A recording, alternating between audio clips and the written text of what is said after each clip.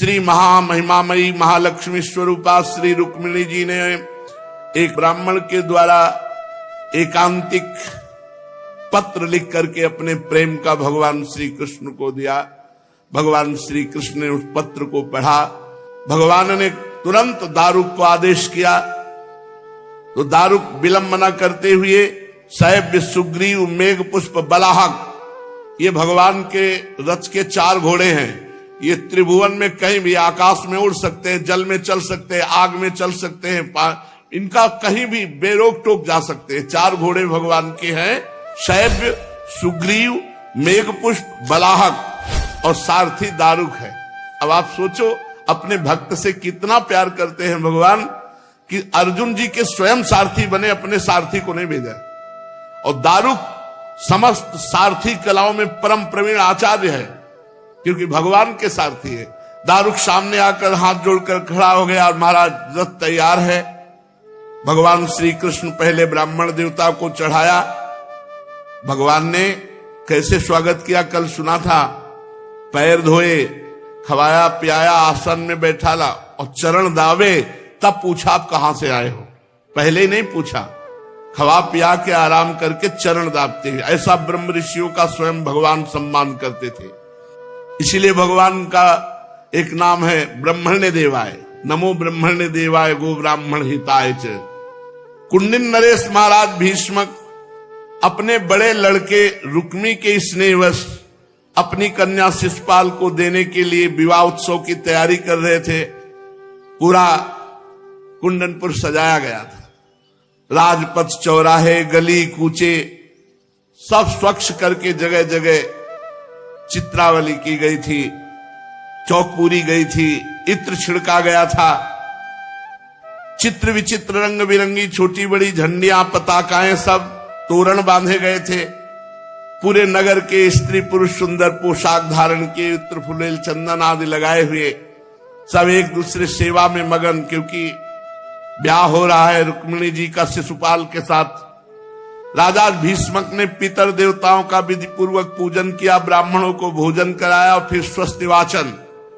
परम सुंदरी राजकुमारी रुक्मिणी जी को स्नान कराया गया।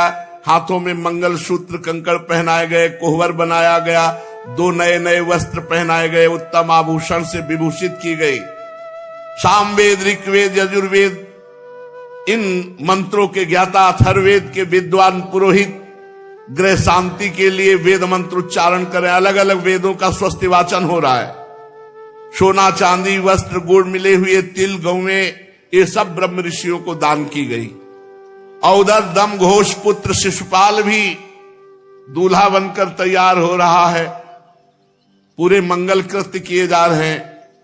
मद चुआते हुए हाथियों और सोने की मालाओं से सजे हुए रथों, पैदलों और घुड़सवारों की चतुरंगिणी सेना लेकर चेदि नरेश महाराजा दम घोष शिशुपाल के साथ कुंडनपुर में प्रवेश किया।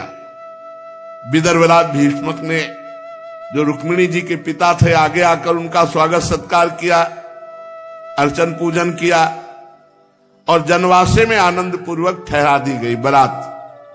बारात में पता था कि श्री कृष्ण आ सकते हैं, इसलिए जितने विरोधी राजा थे पूरे दल बल सहित आए थे। साल्व, जरासंध, दंतवक्त, विदुरथ, पौंड्रक, ये शिशुपाल के हजारों राजा अपनी अपनी सेना के साथ आए थे कि अगर श्री कृष्ण आएंगे तो निपट लेंगे। ये सब भगवान श्री कृष्ण बलराम जी के विरोधी थे। सबका मत था किसी भी तरह राजकुमारी रुक्मिणी शिशुपाल को ही मिलनी चाहिए, चाहे जो हो जाए। सब भगवान श्री कृष्ण के विरोध में सेना एकत्रित करके लाए थे। भीष्मक जी ने सबका स्वागत किया। राजाओं ने अपने अपने दल के अनुसार सेना, रथ, घोड़े, हाथी सब और सबका स्वागत। बलराम जी को पता चला कि श्री कृष्ण निकल गए। रथ बलराम जी से नहीं सलाह की, न बताया। और बलराम जी को गुप्तचरों ने बताया वहां सब आए हुए हैं। साल्व, जरासंध, दंतवक्त, विदुरथ, पौंड्रक, शिशुपाल के शास्त्रों मित्र राजा। बलराम जी ने हल मूसल उठाया और कहा जल्दी चलो, अकेले समस्या आ सकती है, पर सोचा अकेले क्या समस्या आ सकती, जो विश्व का सृजन पालन श्रृंगार करता है, फिर भी लीला के लिए, हम सेवा के लिए बड़े रूप में आए तो मुझे पहुंचना चाहिए। यद्यप भगवान श्री कृष्ण का अमित पराक्रम जानते थे बलराम जी, तो भी भाई के प्रेम के कारण हृदय भर आया और तुरंत चतुरंगनी सेना लेकर कुंडनपुर के लिए चल पड़े। सब तैयारी, दूल्हा आ गया है, जनवासे में टिका हुआ है। रुक्मिणी जी को पता चला कि अभी तक न ब्राह्मण देवता आए सूचना देने और न भगवान आए। भगवान के शुभागमन की प्रतीक्षा कर रही थी रुक्मिणी जी, और इतने चिंता में पड़ गई कि पत्र ले जाने वाले ब्राह्मण भी नहीं आए और प्रभु का भी कोई संदेशा नहीं आया। क्या मैं अभागिनी? रुक्मिणी जी सोच रही, अगर ये इस रात में प्रभु नहीं आए तो मेरा जीवन नष्ट हो जाएगा, मैं अपने प्राण त्याग दूंगी। यदि प्रभु नहीं आए तो शिशुपाल मुझे छू नहीं सकता। मेरे संदेश ले जाने वाले ब्राह्मण देवता भी अभी तक नहीं आए। इसमें संदेह नहीं कि भगवान श्री कृष्ण त्रिकालज्ञ हैं, सर्वज्ञ हैं, जानते हैं सबके हृदय की बात और विशुद्ध प्रेम को पहचानते हैं। तो ऐसा हो सकता है कि मुझ में कुछ ना कुछ बुराई देखी होगी प्रभु ने, तो शायद मेरा हाथ पकड़ने के लिए वो नहीं आए। कहीं न कहीं मेरे में कमी होगी। ठीक है, मेरे भाग्य मंद हैं, विधाता और भगवान शंकर भी मेरे अनुकूल नहीं है। हो सकता है रुद्र पत्नी गिरिराज कुमारी पार्वती जी मुझसे अप्रसन्न हो। नहीं, ऐसा कैसे हो सकता था कि ना तो ब्राह्मण आए ना प्रभु आए। रुक्मिणी जी भगवान के चिंतन में इतनी डूब गई, रुदन करने लगी। उनका संपूर्ण मन, सारे मनोभाव भक्त मंचोर भगवान ने चुरा लिया था। सोचो, जब उस स्थिति को सोचो, जो दूल्हा पसंद नहीं, वो आ चुका है ब्याह करने के लिए, पूरी तैयारी है, और जो प्राण प्रिय हैं उनकी कोई सूचना नहीं है। रुक्मिणी जी अपनी आंखों से आंसू बहाते हुए भगवान के चिंतन में तन्मय हो गई। इतनी हृदय में दाह पैदा हुई कि अगर प्रभु नहीं आए रात्रि भर में तो प्राण निकल जाएंगे। इतने में ही रुक्मिणी जी के बाईं भुजा, बायां नेत्र और बाईं जांघ एक साथ फड़की। ये स्त्री शरीर के लिए शुभ सूचक है। वामांग फरकने लगे, पुरुष शरीर में दाहिना और स्त्री शरीर में बायां। बड़ा हृदय में शीतलता हुई कि मेरी बाईं आंख फड़क रही, मेरी बाईं भुजा फड़क रही, मेरी बाईं जांघ फड़क रही। इसका मतलब प्रभु चल दिए हैं या पहुंचने वाले हैं। अभी वो इसी उधेड़ उनमें लगी हुई थी कि ब्राह्मण देवता ने पदार्पण किया, जो पत्र लेके गए थे। जो ही ब्राह्मण देवता गए तो देखा अश्रुभ प्रवाह करते हुए ध्यानस्थ श्री रुक्मिणी जी। तुरंत जय जय संबोधन किया। रुक्मिणी जी ने आंख खोला, देखा वही ब्राह्मण देवता।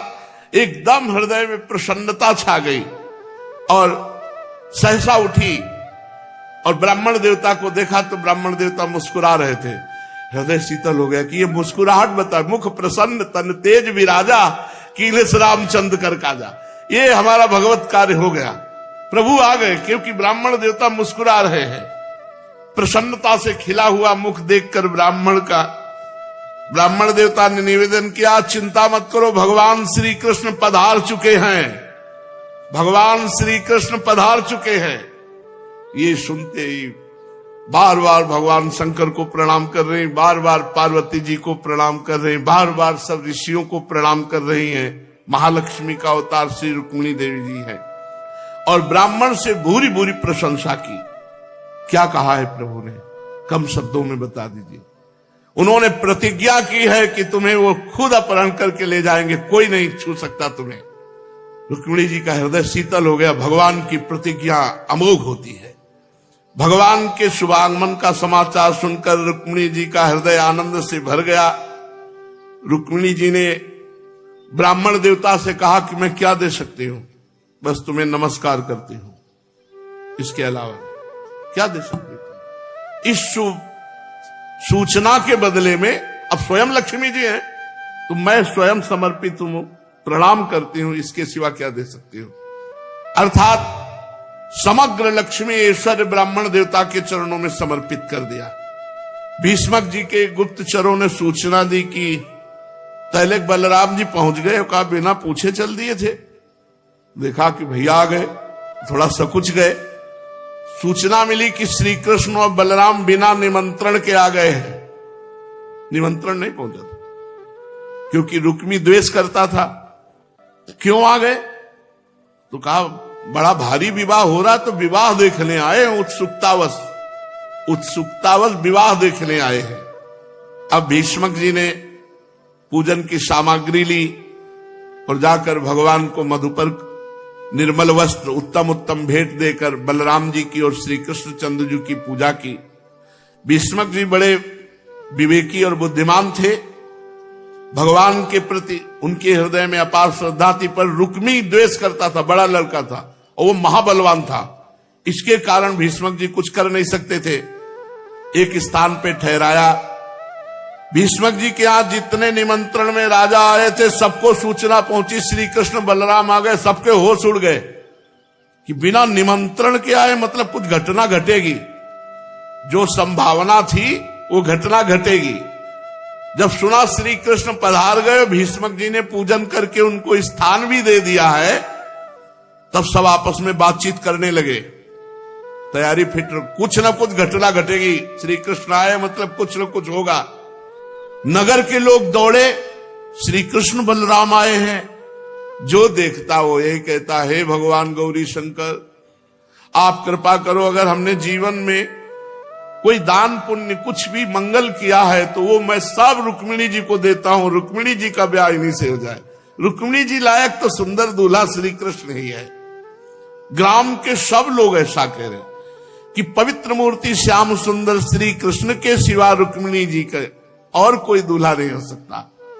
यदि हमने इस जन्म में या पूर्व जन्म में कोई सत्कर्म किया हो तो हे विधाता, मैं झोली पसार करे मांगता हूं।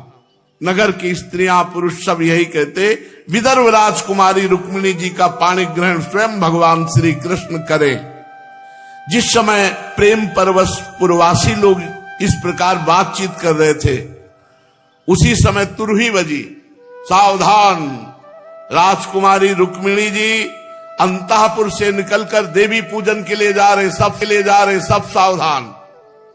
नगरवासी सब हटा दिए गए, मार्ग सुरक्षित। बड़े बड़े बलवान सैनिक सुरक्षा में, लाखों करोड़ों की संख्या में सुरक्षा में सैनिक प्रेम मूर्ति श्री कृष्णचंद्र जी के चरणों का ध्यान करते हुए एक एक चरण कमल धीरे धीरे श्री रुक्मिणी जी बढ़ाती हुई पैदल ही भवानी शंकर जी के मंदिर में जा रहे हैं पूजन करने। मौन है, माता है, साथ में सहेलियां हैं और शूरवीर राज सैनिक दल के दल कवच पहने हुए, अस्त्र लिए हुए साथ चल रहे हैं। मृदंग, शंख, ढोल, तुरही, भेरी ये बाजे बज रहे हैं। ब्राह्मण लोग मंत्रोच्चारण करते हुए चल रहे हैं। महान सौंदर्य की सीमा श्री लक्ष्मी स्वरूपा रुक्मिणी जी धीरे धीरे चरण कमल बढ़ाते हुए जा रहे। ब्राह्मण आगे आगे स्वस्ति वाचन मंगल गान करते हुए, पीछे से मृदंग तुरही बज रही है। माता जी हैं और सहेलियां हैं, आसपास सब बड़े बड़े बलवान सैनिक हैं। पूजन की सामग्री लिए हुए अस्त्रों सहेलियां हैं साथ में। गीत गाए जा रहे हैं, बाजे वाले बाजे बजा रहे हैं। सूत मागध बंदीजन दुल्हन के चारों ओर जय जयकार करते हुए बिरद बखानते जा रहे हैं।